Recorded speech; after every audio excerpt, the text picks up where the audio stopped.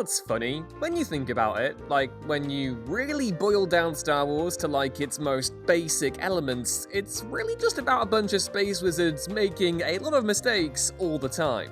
Whether it's the Jedi's own arrogance leading to their near extinction, or Jar Jar Binks thinking he was cut out for politics, the Skywalker saga has largely revolved around deeply flawed characters making some truly terrible decisions. That's not a bad thing, obviously. If anything, it's partially what makes the saga's characters so special. Further still, it's often in these moments where characters reach a sort of epiphany that audiences are treated to some of the saga's smartest sequences. There's many a crafty character in the galaxy far, far away, and even in the series' most action-packed occasions, you can always be sure that the victor has not just outgunned or outdueled their opponent, but outwitted them as well. So I'm Ewan, this is What Culture Star Wars, and here are the 10 smartest decisions in Star Wars history. Number 10. The secret genius behind the high ground, Revenge of the Sith. Although Revenge of the Sith is frequently regarded as the strongest of the Star Wars prequels, there's a general consensus that the conclusion to Anakin's duel with Obi-Wan on Mustafar ends a bit weirdly. As they reach the end of the lava reservoir, Kenobi jumps onto an embankment and urges Anakin not to try and duel him, as he has the high ground, a massive advantage for reasons. It's not really explained. The flaw here to most fans is that they'd seen Kenobi outduel Darth Maul in Naboo 2 films ago, even when the Sith apprentice had the high ground, so what would it matter to the Chosen One if they attempted a similar feat?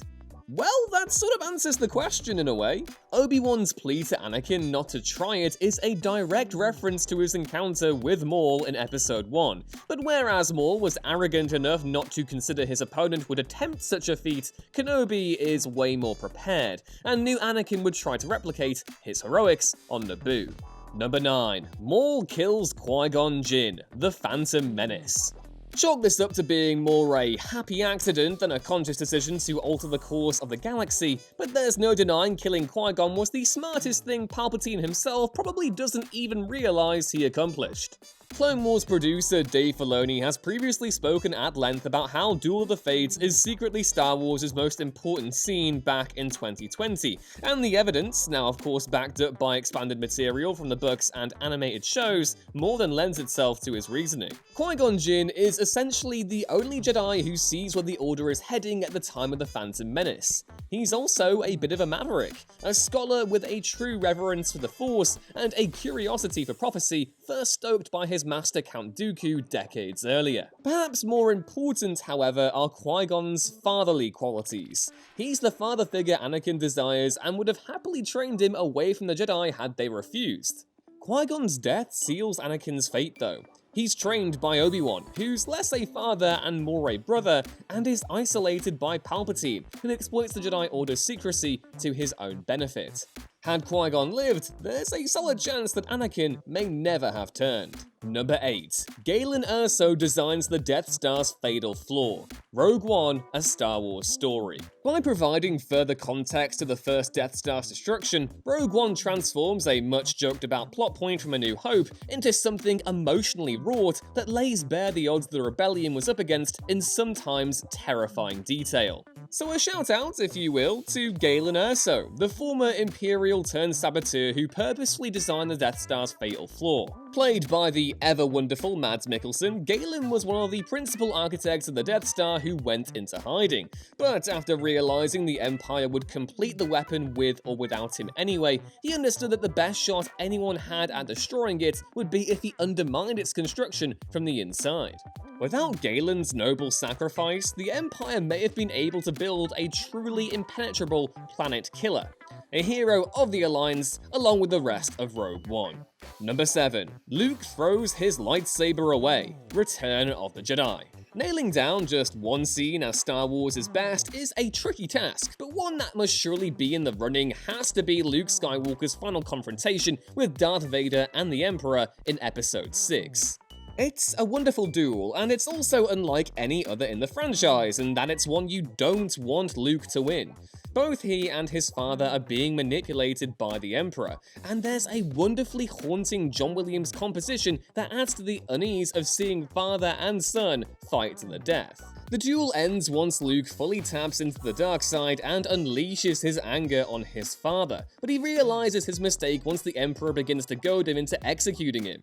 In that moment, Luke throws away his lightsaber, affirming once again that he is a Jedi Knight, just like his father, and willingly suffers Palpatine's attacks to galvanize Vader into finally embracing the light side he'd avoided for so long. Had Luke resisted the Emperor with force, he would have likely ended up like an overcooked Womp Rat on Tatooine. It's only with Vader's unexpected betrayal that Darth Sidious is confined to the second Death Star's reactor, and it's Luke's strength and courage that inspires him.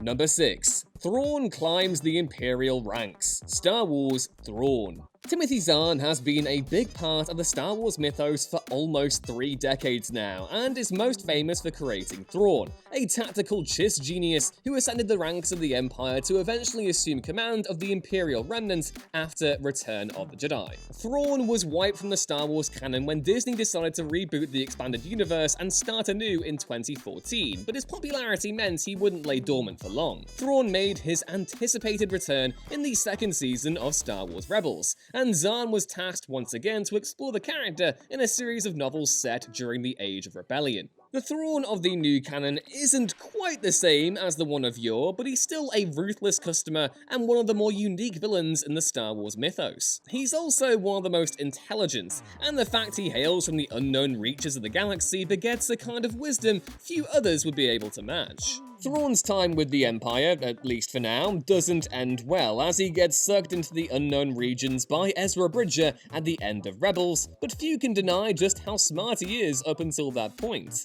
He joins the Empire primarily to protect the Chiss homeworld against the threats of the unknown regions, makes himself indispensable to the Emperor, and ascends the Imperial ranks by navigating the political scene with a ruthless cunning old Sheev himself would be proud of. Number 5. Qui-GON learns how to manifest after death. Revenge of the Sith. So, Qui-Gon Jinn. We've already talked about how he was one of the smartest Jedi of the prequels, given he was brave enough to defy the Council and had the foresight to see where they were headed, but there's another more obvious example of the late Jedi's intelligence in the films, his exploration of the living Force and learning how to manifest after death. That one exchange in Revenge of the Sith, where Yoda informs Obi-Wan that he's been communing with Qui-Gon, takes Jinn from being just another tragic figure in the Jedi Order to a character of even greater importance in the saga. Without Qui-Gon's spiritualism and his breakthrough in learning how to retain his being beyond the physical realm, Luke Skywalker would have been lost in his journey to defeat the dark side. Kenobi wouldn't have been able to sacrifice himself to ensure Luke's escape or provide further guidance in either episodes 5 or 6. Jinn is instrumental to the Skywalker saga, but had he joined the Jedi Council and gotten absorbed in their politics, it's doubtful he would have been able to make such a pivotal breakthrough. Number 4. Ahsoka tries to save the clones. The Clone Wars. Revenge of the Sith didn't devote much time to unpacking the nitty-gritty details of how Order 66 worked, but thankfully the Clone Wars did. CT-5555, or Fives as he's lovingly known, manages to uncover the conspiracy behind Order 66 in the Clone Wars' 6th season after one of his comrades unwittingly executes the Order prematurely and realizes that every clone has a chip installed in their brain that'll activate when given the command. Fives dies before he can expose the conspiracy because Fox, oh my god I hate you Fox, but Ahsoka uses his research to free Captain Rex from his programming in the series' final arc. The important thing here though is that Ahsoka's first instinct isn't to massacre her own troops. Instead, she endeavors to figure out what happened and tries to save as many of them as possible. A stark contrast to the way Yoda and Obi-Wan behave in Episode 3, and a prime example of how Ahsoka was able to chart her own path away from the Order after she left. Number 3. Luke's final sacrifice saves the Resistance. The Last Jedi. Luke Skywalker's depiction in The Last Jedi is masterful, and also totally in keeping with his depiction in the original trilogy. The Luke of episodes 4, 5, and 6 constantly showed flashes of fear and anger, and when faced with the prospect of another Vader prior to The Force Awakens, he shows yet another moment of vulnerability that unleashes a horrific chain of events. But Luke Skywalker isn't a beloved character because he's perfect, or at least he shouldn't be. He's clearly flawed, and yet he's also one of the finest Jedi to ever exist, and finds a way of not only honouring the way of the Jedi, but also the legend of Luke Skywalker in his final act. With the Resistance pinned down on crates and with nowhere to go, Luke arrives to save the day, but instead of facing down Kylo Ren and the rest of the First Order in a classic lightsaber duel, he finds another way of confronting them. Luke uses all his power to project a version of himself he knows will enrage Ben Solo the most, Vader's weapon drawn, and his face de-aged to resemble his appearance from the night Ben left, in order to ensure his friends can live to fight another day. Luke takes a different path and ends up committing pretty much the ultimate Jedi act, outplaying his opponent not with his skills with the lightsaber, but with his personal knowledge of Ben and his understanding of what a Jedi should be. It's heroic, beautiful, and heartbreaking all at once, and just about the most noble sacrifice the saga has ever seen. Number 2. Palpatine forces Padme to go on the run. Attack of the Clones. You could just about fill this list up with all the crafty moves Sheev Palpatine makes over the course of the prequels, but his plans in Episode 2 are by far the craftiest, even if the film struggles to relay them in a compelling way. First, you have the elaborate clone army conspiracy involving a dead Jedi and a Mandalorian bounty hunter, and then you have the assassination plot against Padme Amidala. Whether Palpatine planned to have Padme killed or just taken out of the picture doesn't really matter, but the important thing is that he understands her influence in the Senate and how she can't be as easily manipulated as the other senators or even the Jedi Council. By forcing her into hiding, Padme loses the ability to vote on the Senate and nominates Jar Jar Binks as her replacement. Jar Jar isn't the wisest, and Palpatine is able to use that to his advantage, manufacturing a crisis to necessitate a standing army and planting the idea in Jar Jar's head that he needs emergency powers to defend the Republic. And it works. In one fell swoop, Palpatine gets the war he wants, the power he craves, and the means in the Jedi's complete destruction. He also benefits from Padme's survival, as it not only leads to Anakin discovering the fate of his mother on Tatooine, but a romance that would further isolate him from the Jedi Order. And number 1. Obi-Wan mimics Qui-GON's stance to defeat Maul. Star Wars Rebels. Has there ever been a better rivalry in Star Wars? Kenobi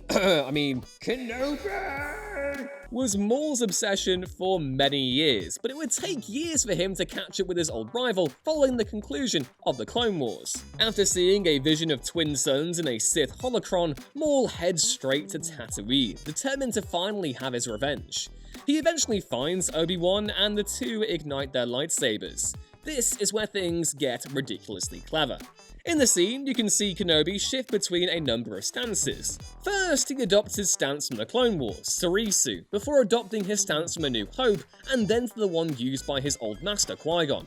The intent is to use Maul's own arrogance against him. The former Sith Lord recognizes the stance and attempts the same move he used to kill Kenobi's master all those years ago, only this time it goes terribly wrong. Obi-Wan parries Maul's attacks quickly and then slices at his saber straight down the middle as he attempts to repeat the stun that felled Qui-GON, delivering a lethal blow that finally lays his old enemy to rest. It's brief but beautiful and a solid reminder of Kenobi's skill and cunning. And those were 10 of the smartest decisions in Star Wars history. Who do you think is the craftiest member in the galaxy far, far away? Please let me know in the comments below, and don't forget to like the video if you enjoyed it, and subscribe to the channel. That's all for now though, take care, and may the Force be with you. Bye!